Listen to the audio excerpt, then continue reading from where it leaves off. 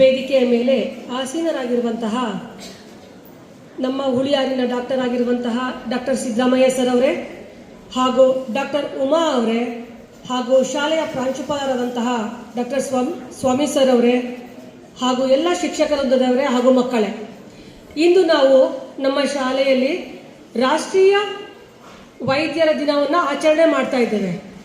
ರಾಷ್ಟ್ರೀಯ ವೈದ್ಯರ ದಿನಾಚರಣೆಯನ್ನು ಡಾಕ್ಟರ್ ಬಿಪಿನ್ ಚಂದ್ರ ರಾಯ್ ಅವರ ನೆನಪಿಗಾಗಿ ನಾವು ಈ ದಿನವನ್ನು ಆಚರಣೆ ಮಾಡ್ತಾ ಇದ್ದೇವೆ. ಡಾಕ್ಟರ್ ಬಿಪಿನ್ ಚಂದ್ರ ರಾಯ್ ಅವ್ರನ್ನ ಯಾಕೆ ತೆಗೆದುಕೊಂಡಿದ್ದಾರೆ ಅಂತ ಹೇಳಿದ್ರೆ, ಅವರು ಹುಟ್ಟಿದ್ದು ಜುಲೈ 1ರಂದು ನಮ್ಮ ಇಂಡಿಯಾದಲ್ಲಿ ಹುಟ್ಟಿ ಕಲ್ಕತ್ತಾದಲ್ಲಿ MBBSನ ಮುಗಿಸಿ MBBS ಆದ ನಂತರ MD ಮಾಡೋದಕ್ಕೆ ನಮ್ಮ ದೇಶದಲ್ಲಿ ಆವಾಗ ಯಾವ ಕಾಲೇಜ್ಗಳು ಇರಲಿಲ್ಲ.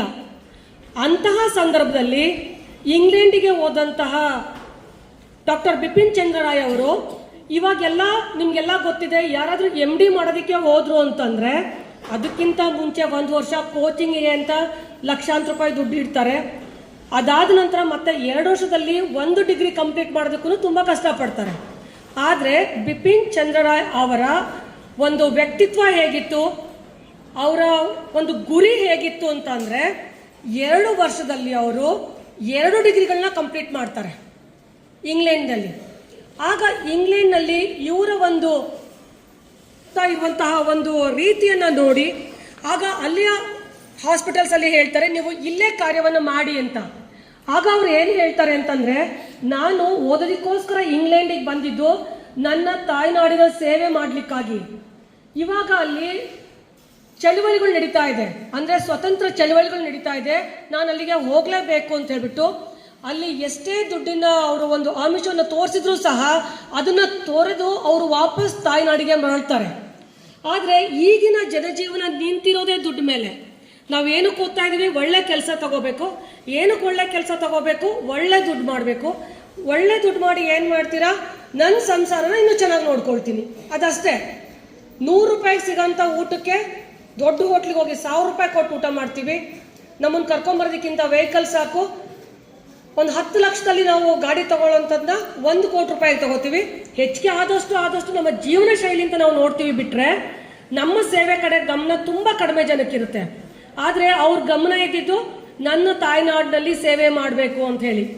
ಸೊ ಅದಕ್ಕೋಸ್ಕರ ಅವ್ರಿಗೆ ಅವರ ಜನ್ಮದಿನವನ್ನು ಇಡೀ ರಾಷ್ಟ್ರಾದ್ಯಂತ ಆಚರಣೆ ಮಾಡ್ತಾ ಇದ್ದಾರೆ. ಕೇವಲ ಅದೊಂದೇ ವಿಚಾರಕ್ಕಲ್ಲ, ಎಷ್ಟೋ ಜನ ಫಾರಿನಲ್ಲಿ ಓದ್ಕೊಂಡು ಮತ್ತೆ ವಾಪಸ್ ಬಂದಿರೋರು ಇರ್ತಾರೆ. ಆದರೆ ಅವ್ರು ಏನು ಮಾಡಿದ್ರು ಅಂತಂದರೆ, ಚಳುವಳಿಯ ಸಂದರ್ಭದಲ್ಲಿ ಎಷ್ಟೋ ಜನ ಅನಾರೋಗ್ಯವನ್ನು ಹೊಂದ್ತಾ ಇದ್ರು, ಎಷ್ಟೋ ಜನಕ್ಕೆ ಗಾಯ ಆಗ್ತಾ ಇತ್ತು. ಅಂತಹ ಸಂದರ್ಭದಲ್ಲಿ ಉಚಿತವಾಗಿ ಅವ್ರಿಗೆಲ್ಲರಿಗೂ ಸಹ ವೈದ್ಯಕೀಯ ಸೇವೆಯನ್ನು ಕೊಡ್ತಾ ಇದ್ರು. ಅವ್ರ ಸೇವೆ ಅದಷ್ಟಕ್ಕೆ ಸೀಮಿತ ಆಗಲಿಲ್ಲ. ಅದಾದ ನಂತರ ಚಳುವಳಿಗಳಲ್ಲಿ ಒಂದ್ಸತಿ ಮಹಾತ್ಮ ಗಾಂಧಿಯವರು ದೇಶಕ್ಕೆಲ್ಲ ಕರೆ ಕೊಟ್ಟಿದ್ದು ನಿಮಗೆಲ್ಲ ಗೊತ್ತೇ ಇದೆ, ಎಲ್ಲರೂ ಸಹ ವಿದೇಶಿ ವಸ್ತುಗಳನ್ನ ತ್ಯಜಿಸಬೇಕು ಅಂತ. ಹಾಗೆ ಕರೆ ಕೊಟ್ಟಂತಹ ಸಂದರ್ಭದಲ್ಲಿ ಗಾಂಧೀಜಿಯವ್ರಿಗೆ TB ಕಾಯಿಲೆ ಆಗುತ್ತೆ. ಆಗ ಅವರು ಯಾರು ಎಷ್ಟೇ ಹೇಳಿದ್ರು ಒಪ್ಪಲ್ಲ. ಇಲ್ಲ, ನಾನು ವಿದೇಶಿ ಮೆಡಿಸಿನ್ ತಗೊಳ್ಳಲ್ಲ, ನಾನು ಸತ್ರು ಚಿಂತೆ ಇಲ್ಲ, ನಾನು ವಿದೇಶಿ ಮೆಡಿಸಿನ್ ತಗೊಳ್ಳಲ್ಲ ಅಂತ ಹೇಳ್ಬಿಟ್ಟು ಹಠ ಮಾಡ್ತಾರೆ.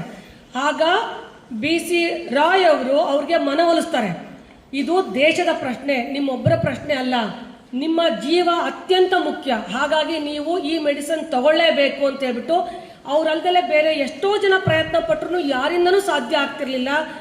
ಅವರ ಆರೋಗ್ಯ ಕ್ರಮೇಣವಾಗಿ ಕ್ಷೀಣಿಸ್ತಾ ಬರ್ತಾ ಇದ್ದಂತಹ ಸಂದರ್ಭದಲ್ಲಿ ಇವರು ಅವ್ರಿಗೆ ಮನವರಿಕೆ ಮಾಡಿಕೊಟ್ಟು ಮೆಡಿಸಿನ್ ತಗೊಂಡು ಮತ್ತೆ ಆರೋಗ್ಯವಂತರಾಗಿ ಮತ್ತೆ ಅವರು ಅನೇಕ ಚಳುವಳಿಗಳಲ್ಲಿ ಭಾಗವಹಿಸುವ ಹಾಗೆ ಮಾಡ್ತಾರೆ. ಅದಾದ ನಂತರ ದೇಶಕ್ಕೆ ಸ್ವಾತಂತ್ರ್ಯ ಬಂದ ನಂತರ ಎಲ್ಲ ಆಚರಣೆಗಳು ಇದ್ದಾವೆ. ನಾವೆಲ್ಲ ಚೆನ್ನಾಗೇ ಇರ್ತೀವಿ. ಸ್ವಲ್ಪ ಕಾಯಿಲೆ ಆಯಿತು, ನಮ್ಮ ದೇಹದಲ್ಲಿ ಸ್ವಲ್ಪ ವ್ಯತ್ಯಾಸ ಆಯಿತು ಅಂದ್ರೂ ಅದನ್ನು ಹಾಗೆ ಬಿಟ್ಟರೆ ನಮ್ಮ ಕೊನೆ ಉಸಿರು ಹೋಗೋ ತನಕ ಆ ಕಾಯಿಲೆ ಉಲ್ಬಣಗೊಳ್ತಾನೆ ಹೋಗುತ್ತೆ. ಅದು ಹೋಗಬೇಕು ಅಂತಂದ್ರೆ ನಾವು ನೆನೆಸ್ಕೊಳ್ಳೋದು ಮೊದಲು ಡಾಕ್ಟ್ರನ್ನ. ಸೊ ಯಾಕೆ ಅವ್ರ ಆಚರಣೆ ಇಲ್ಲ, ಅವ್ರ ಆಚರಣೆ ಡಾಕ್ಟರ್ ಆಚರಣೆ ಮಾಡಬೇಕು ಅಂತ ಹೇಳಿ ದೇಶಾದ್ಯಂತ ಇರುವ ಎಲ್ಲ ಡಾಕ್ಟರ್ಗಳ ಒಪಿನಿಯನ್ ತಗೋತಾರೆ. ನೀವು ಯಾರು ಅತಿ ಹೆಚ್ಚು ಸೇವೆ ಮಾಡಿದ್ದೀರಾ, ನೀವೆಲ್ಲರೂ ಒಂದು ಸರ್ಕಾರಕ್ಕೆ ನಿಮ್ಮ ಸೇವೆಗಳನ್ನ ಕುರಿತು ಹಾಕಿ, ಹಾಗೆ ಅದರಲ್ಲಿ ಒಂದು ಲೈನು ಯಾರನ್ನ ಮಾಡ್ಬೋದು, ಸರಿ ನೀವು ಆದಮೇಲೆ ನೆಕ್ಸ್ಟ್ ಆಪ್ಷನ್ ಯಾರಿಗೆ ಕೊಡ್ತೀರಾ ಅಂತ ಹೇಳಿದಾಗ ಅತ್ಯಂತ ಹೆಚ್ಚು ಜನ ಡಾಕ್ಟರ್ ಬಿಪಿನ್ ಚಂದ್ರ ರಾಯ್ ಅವರ ಹೆಸರನ್ನೇ ಕೊಡ್ತಾರೆ. ಸೊ ಹಾಗಾಗಿ ಅವ್ರ ಹೆಸರನ್ನ ತಗೊಂಡಿದ್ದು. ಅದೊಂದೇ ಅಲ್ಲ, ಅವರಲ್ಲಿ ಸಾಮಾಜಿಕ ಕಳಕಳಿ ತುಂಬ ಹೆಚ್ಚಾಗಿತ್ತು. ಅವರು ಕಲ್ಕತ್ತಾದಲ್ಲಿ ಒಂದು ಎಲೆಕ್ಷನಲ್ಲಿ ಆಯ್ಕೆ ಆಗ್ತಾರೆ, 2 ಬಾರಿಯಲ್ಲಿ MLA ಆಗ್ತಾರೆ. ಅದಾದ ನಂತರ ಅವರು ಆ ರಾಜ್ಯದ 2 ಬಾರಿ ರಾಜ್ಯದ ಮುಖ್ಯಮಂತ್ರಿಯಾಗಿ ಅವಿರೋಧವಾಗಿ ಆಯ್ಕೆ ಆಗ್ತಾರೆ. ನಾವೀಗ ಎಷ್ಟೋ ಜನ ನೋಡ್ತೀವಿ ರಾಜಕೀಯದ ವ್ಯಕ್ತಿಗಳನ್ನ, ಅವರು ರಾಜಕೀಯದಲ್ಲಿ ಆರಿಸಿ ಬಂದ ತಕ್ಷಣ ಅವ್ರ ಪ್ರೊಫೆಷನ್ ಬಿಟ್ಟು ಅಂತ ತುಂಬ ಜನ ನೋಡಿರ್ತೀವಿ. ಆದರೆ BC ರಾಯ್ ಅವರು ಮುಖ್ಯಮಂತ್ರಿ ಆದಾಗಲೂ ಸಹ ಪ್ರತಿದಿನ 6ರಿಂದ 7 ಒಳಗೆ ಅವರು ಯಾವ ಊರಿನಲ್ಲಿ ಇರ್ತಾ ಇದ್ರು ಅಲ್ಲಿಯ ಸ್ಲಮ್ಗೆ ಹೋಗಿ ಉಚಿತ ಸೇವೆಯನ್ನು ಮಾಡ್ತಾ ಇದ್ರು. ಅದಷ್ಟೇ ಅಲ್ಲ, ಅವ್ರಿಗೆ ವಿಶ್ವವಿದ್ಯಾನಿಲಯದಲ್ಲಿ ಕೂಡ ಉಪಕುಲಪತಿಯಾಗಿ ಕೆಲಸ ಮಾಡಿದ್ರು. ಅವರು ಅತ್ಯಂತ ಮಾನವೀಯತೆ ಹೊಂದಿರುವಂತಹ ಒಬ್ಬರು ಶಿಕ್ಷಕರು ಕೂಡ. ಅವರು ಶಿಕ್ಷಕ ವೃತ್ತಿಯನ್ನು ಮಾಡಿದ್ರು, ಡಾಕ್ಟರ್ ಆಗಿದ್ರು, ರಾಜಕೀಯ ವ್ಯಕ್ತಿ ಆಗಿದ್ರು ಮತ್ತು ಅನೇಕ ಸುಧಾರಣೆಗಳನ್ನು ಮಾಡಿದ್ರು. ಮತ್ತೆ ಇಲ್ಲಿ ಕೂಡ ನಮ್ಮ ದೇಶದಲ್ಲಿ ಕೂಡ MD ಮಾಡೋವಂಥವ್ರಿಗೆ ಅನುಕೂಲ ಆಗಬೇಕು ಅಂತ ಕಾಲೇಜ್ಗಳನ್ನು ಕೂಡ ಓಪನ್ ಮಾಡೋದಕ್ಕೆ ತುಂಬ ಶ್ರಮಿಸಿದಂಥವರು. ಹಾಗೆ ಅವರ ಸೇವೆಯನ್ನು ಕೊನೆ ತನಕ ಮಾಡ್ತಾ ಬರ್ತಿದ್ರು. ಅವರು ರಿಟೈರ್ಡ್ ಆಗೋ ಸಮಯದಲ್ಲಿ ಒಬ್ರು ಕೇಳ್ತಾರೆ, ನಿಮಗೆ ಮದುವೆ ಯಾಕಾಗಲಿಲ್ಲ ನೀವು ಅಂತ. ಅವಾಗ ಅವ್ರು ಹೇಳ್ತಾರೆ, ನನಗೆ ನನ್ನ ಮನಸ್ಸಲ್ಲಿ ಎಷ್ಟು ತುಳಿತಾ ಇತ್ತು ಅಂತ ಹೇಳಿದ್ರೆ ಮದುವೆ ಅನ್ನೋ ಪದನ ಯೋಚನೆ ಮಾಡೋದಕ್ಕೆ ನನಗೆ ಸಮಯ ಇರಲಿಲ್ಲ ಅಂತ ಹೇಳಿ. ಎಷ್ಟೋ ಜನ ನಮ್ಮ ಇಡೀ ಜೀವನನ ಕುಟುಂಬಕ್ಕೋಸ್ಕರ ಮುಡುಪಾಗಿಟ್ಟಂತಹ ಸಂದರ್ಭದಲ್ಲಿ ಜನತೆಗೋಸ್ಕರ ಮುಡುಪಾಗಿಟ್ಟಂತಹ ವ್ಯಕ್ತಿ ನಿಜವಾಗಿಯೂ ಸಹ ನಾವು ಸ್ಮರಿಸ್ಕೋಬೇಕು ಅಂತ ನಾನಾದರೂ ಭಾವಿಸಿದ್ದೇನೆ. ನಮ್ಮಲ್ಲಿ ಎಷ್ಟೋ ಜನ ನಮ್ಮ ಶಾಲೆಯಲ್ಲಿ 10th ಓದಿ ಈಗಾಗಲೇ 100 ಜನ ಡಾಕ್ಟರ್ ಆಗಿದ್ದಾರೆ, ಕೆಲಸ ಮಾಡ್ತಾ ಇದ್ದಾರೆ ಕೂಡ. ಕೆಲವೊಬ್ರು MD ಕೂಡ ಓದ್ತಾ ಇದ್ದಾರೆ. ಆದರೆ ಅದರಲ್ಲಿರೋ ಸುಮಾರು ಜನ ಕೇಳಿದ್ರೆ ಹುಳಿಯಾರ್ಗೆ ವಾಪಸ್ ಬರ್ತೀವಿ ಅಂತ ಹೇಳೋರು ತುಂಬ ಕಡಿಮೆ ಜನ. ಇಷ್ಟು ಕಷ್ಟಪಟ್ಟು ಓದಿದ್ದೀವಿ, ಇಷ್ಟೊಂದು ಹಣ ಕೂಡ ವ್ಯಯ ಮಾಡಿದ್ದೀವಿ, ನಾವು ಯಾವುದಾದ್ರೂ ಒಳ್ಳೆ ಸಿಟಿಗೆ ಹೋಗಿ ಎಲ್ಲಿ ಹೆಚ್ಚು ಹಣ ಬರುತ್ತೆ ಅಲ್ಲಿ ಕೆಲಸ ಮಾಡಬೇಕು ಅನ್ನೋಂಥವ್ರು ಜಾಸ್ತಿ ಇರುವಂತಹ ಸಂದರ್ಭದಲ್ಲಿ ನಮ್ಮ ಹುಳಿಯಾರಿನಲ್ಲೇ ಇದ್ಕೊಂಡು ಇಷ್ಟು ವರ್ಷಗಳ ಕಾಲ, ಸಿದ್ದರಾಮಯ್ಯ ಡಾಕ್ಟರ್ ಹೇಳ್ತಾ ಇದ್ರು 34 ವರ್ಷ ಆಯಿತು ಆಗಲೇ ಅಂತ ಹೇಳ್ಬಿಟ್ಟು, ಇಷ್ಟು ವರ್ಷಗಳ ಕಾಲ ನಮ್ಮಲ್ಲೇ ಇದ್ದು ನಮ್ಮ ಆರೋಗ್ಯವನ್ನು ಕಾಪಾಡುವಲ್ಲಿ ಡಾಕ್ಟರ್ ಉಮಾ ಮತ್ತು ಸಿದ್ದರಾಮಯ್ಯ ಡಾಕ್ಟರ್ ಇಬ್ಬರೂ ಸಹ ಅತ್ಯಂತ ಶ್ರಮವನ್ನು ವಹಿಸಿದ್ದಾರೆ. ಅವರಿಗೆ ನಿಜವಾಗಿಯೂ ಸಹ ನಮ್ಮ ಶಾಲೆಯ ಪರವಾಗಿ ಹಾಗೂ ನಮ್ಮ ಹುಳಿಯಾರಿನ ಜನತೆಯ ಪರವಾಗಿ ಹೃತ್ಪೂರ್ವಕವಾದ ಅಭಿನಂದನೆಗಳನ್ನು ಹೇಳೋದಕ್ಕೆ ಇಷ್ಟಪಡ್ತೇನೆ.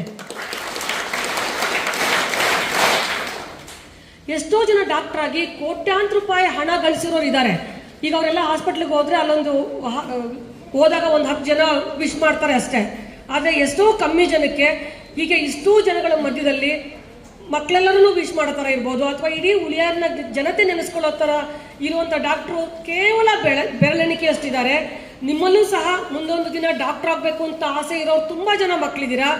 ನೀವು ಕೂಡ ಎಲ್ಲರೂ ಬರೀ ಹಣ ಗಳಿಕೆನಲ್ಲೇ ಹೋಗದೆ ಸಮಾಜ ಸೇವೆನಲ್ಲೂ ಹೋದ್ರಿಂದ, ಯಾಕೆಂದರೆ ಎಷ್ಟೋ ಜನ ರಾಜೆಲ್ಲ ಆಳ್ವಿಕೆ ಮಾಡೋಗಿದ್ದಾರೆ. ಅವರೆಲ್ಲ ಚಿನ್ನು ತಟ್ಟೆದಲ್ಲೇ ಊಟ ಮಾಡ್ತಿರ್ಬೋದು, ಅವ್ರಿಗೆಲ್ಲ ಎಷ್ಟೋ 1000 ಎಕರೆ ಜಮೀನು ಇರ್ಬೋದು. ಇವಾಗೆಲ್ಲ 10 ಎಕರೆ ತಗೊಳ್ಳೋದು ಭಾರಿ ಕಷ್ಟ ಇದೆ. ಅಷ್ಟೆಲ್ಲ ಇದ್ದವ್ರನ್ನ ನಾವು ಎಷ್ಟು ಜನ ನೆನೆಸ್ಕೋತೀವಿ? ನೀವು ಓದಬೇಕಾದ್ರೆ ಮಾತ್ರ ಮಕ್ಕಳು ನೆನೆಸ್ಕೋತಾರೆ, ಬಿಟ್ರೆ ಬೇರೆ ಯಾರು ನೆನೆಸ್ಕೊಳ್ಳಲ್ಲ. ಇಡೀ ಜೀವನನೇ ಮುಡುಪಾಗಿಟ್ಟಂತಹ BC ರಾಯ್ ಅವ್ರಿಗೆ ಇವತ್ತು ಇಡೀ ದೇಶ ನೆನೆಸ್ಕೋತಾ ಇದೆ ಅಂತಂದ್ರೆ, ದೇಶ ಸೇವೆ ಮಾಡಿದವರು ಎಲ್ಲಿರ್ತಾರೆ? ನಮ್ಮ ದೇಹನಷ್ಟೇ ಸೇವೆ ಮಾಡ್ಕೊಂಡವ್ರು ಬೇರೆಯವರೆಲ್ಲ ಎಲ್ಲಿರ್ತಾರೆ ಅನ್ನೋದನ್ನ ನೀವು ಒಂದು ಸೆಕೆಂಡ್ ಯೋಚನೆ ಮಾಡಿ ಮಕ್ಕಳ. ನಿಮ್ಮಿಂದ ಎಷ್ಟು ಕೈಲಾಗುತ್ತೋ ಅಷ್ಟು ಸಮಾಜಕ್ಕೆ ಸೇವೆ ಮಾಡಿ. ರಾಯ್ ಅವ್ರ ಥರ ಇಡೀ ಸಂಸಾರನೇ ಬೇಡ, ಪೂರ್ತಿ ನೀವು ಸ್ಯಾಕ್ರಿಫೈಸ್ ಮಾಡಿ ಲೈಫ್ನ ಲೀಡ್ ಮಾಡಿ ಅಂತ ಹೇಳಲ್ಲ.